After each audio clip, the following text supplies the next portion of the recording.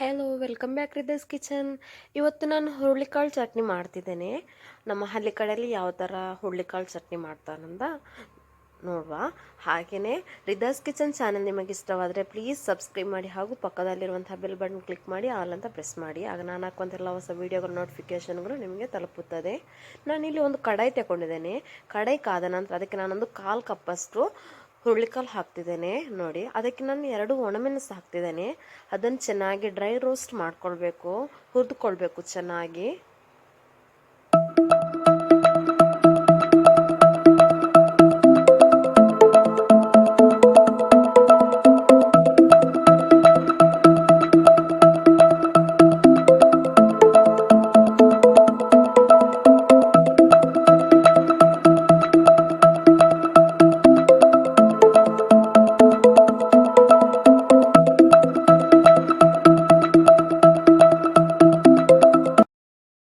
ನೋಡಿ, ಈ ಥರ ಡ್ರೈ ರೋಸ್ಟು ಮಾಡ್ಕೊಳ್ಬೇಕು. ಬ್ರೌನ್ ಕಲರ್ ಅಲ್ಲ, ಅದಕ್ಕೆ ಸ್ವಲ್ಪ ಕಪ್ ಆಗುತ್ತೆ. ಅದು ಕರ್ದೋಗ್ಬಾರ್ದು, ಸ್ವಲ್ಪ ಕಲರ್ ಮಾತ್ರ ಚೇಂಜ್ ಆಗಬೇಕಷ್ಟೇ.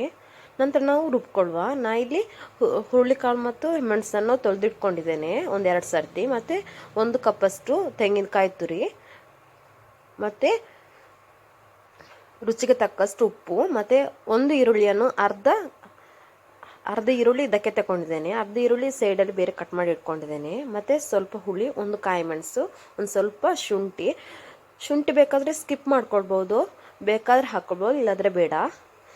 ನಂತರ ನಾನು ಈ ಹುರುಳಿಕಾಳು ಮತ್ತು ಮೆಣಸನ್ನು ಮಿಕ್ಸ್ ಜಾರಿಗೆ ಹಾಕ್ತಿದ್ದೇನೆ. ನೋಡಿ, ಇದನ್ನು ಸ್ವಲ್ಪ ನಾವು ಗ್ರೈಂಡ್ ಮಾಡ್ಕೊಳ್ಬೇಕು. ಹುರುಳಿಕಾಳನ್ನು ಸ್ವಲ್ಪ ಗ್ರೈಂಡ್ ಮಾಡಿಕೊಂಡ್ರೆ ಸ್ವಲ್ಪ ಬೇಗನೆ ರುಬ್ಬುತ್ತೆ ಅಂತೇಳಿ ನಾನು ಇದನ್ನು ಫಸ್ಟ್ ಗ್ರೈಂಡ್ ಮಾಡ್ಕೊಳ್ತೇನೆ. ಬೇಕಾದರೆ ನೀವು ಒಟ್ಟಿಗೆ ರುಬ್ಕೊಳ್ಬೋದು. ನೋಡಿ, ಈ ಥರ ಗ್ರೈಂಡ್ ಮಾಡ್ಕೊಂಡಿದ್ದೇನೆ. ತರಿಯಾಗಿ ಹುಡಿ ಆಗುತ್ತೆ. ನೋಡಿ, ಈ ಥರ. ಇದಕ್ಕೆ ನಾನು ತೆಂಗಿನಕಾಯಿ ತುರಿ ಮತ್ತು ಈರುಳ್ಳಿ ಎಲ್ಲ ಹಾಕಿ ಗ್ರೈಂಡ್ ಮಾಡ್ಕೊಳ್ಬೇಕಲ್ಲ. ಸೊ ನಾನೀಗ ಈ ಕಪ್ಪಲ್ಲಿ 1 ಕಪ್ ಫುಲ್ ತೆಂಗಿನಕಾಯಿ ತುರಿ ಹಾಕ್ತಿದ್ದೇನೆ. ಮತ್ತು ರುಚಿಗೆ ತಕ್ಕಷ್ಟು ಉಪ್ಪು ಹಾಕ್ತಿದ್ದೇನೆ. ಮತ್ತು ಮೆಣಸು, ಶುಂಠಿ, ಹುಳಿ ಮತ್ತು ಈರುಳ್ಳಿ ಹಾಕಿ ಸ್ವಲ್ಪ ನೀರಾಕಿ ಗ್ರೈಂಡ್ ಮಾಡ್ಕೊಳ್ತೇನೆ.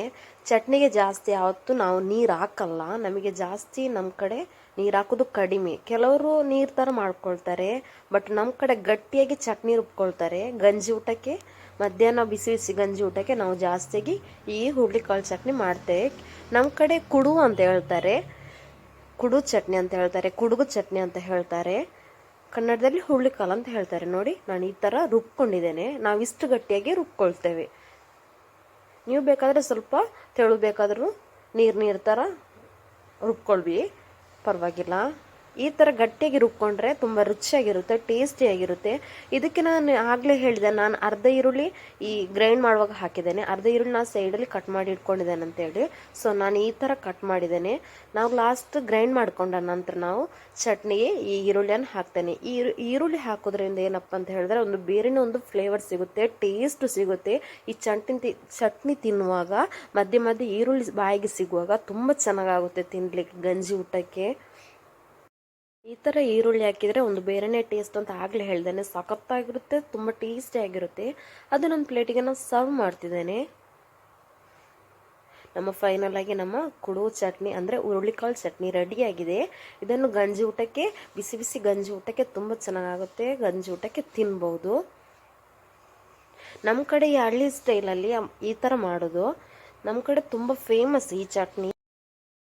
ಏನು ಕರಿ ಮಾಡಲಿಕ್ಕೆ ಏನಿಲ್ಲದಿದ್ರು ಫಸ್ಟಿಗೆ ಏನಿಲ್ಲದ್ರೂ ಪರವಾಗಿಲ್ಲ, ಚಟ್ನಿ ಮಾಡು, ಹುರುಳಿಕಾಳು ಚಟ್ನಿ ಮಾಡು, ಕುಡುಗು ಚಟ್ನಿ ಮಾಡು, ಕುಡು ಚಟ್ನಿ ಮಾಡು ಅಂತ ಹೇಳ್ತಾರೆ. ಸೊ ಈ ಥರ ನೀವು ಕೂಡ ಒಮ್ಮೆ ಚಟ್ನಿ ಟ್ರೈ ಮಾಡಿ ನೋಡಿ, ಸಖತ್ತಾಗಿರುತ್ತೆ, ಟೇಸ್ಟಿಯಾಗಿರುತ್ತೆ. ಈ ವಿಡಿಯೋ ನಿಮಗೆ ಇಷ್ಟವಾಗಿದೆ ಅಂತ ಅಂದ್ಕೊಳ್ತೇನೆ. ಈ ವಿಡಿಯೋ ನಿಮಗೆ ಇಷ್ಟವಾದರೆ ಲೈಕ್ ಮಾಡಿ, ಶೇರ್ ಮಾಡಿ, ಕಮೆಂಟ್ ಮಾಡಿ. ಹಾಗೂ ಯಾರೆಲ್ಲ ಹೊಸಬರು ನೋಡ್ತಿದ್ದೀರಾ ಪ್ಲೀಸ್ ಸಬ್ಸ್ಕ್ರೈಬ್ ಮಾಡಿ ಅಂತ ಹೇಳ್ತಾ thank you for watching. Bye bye.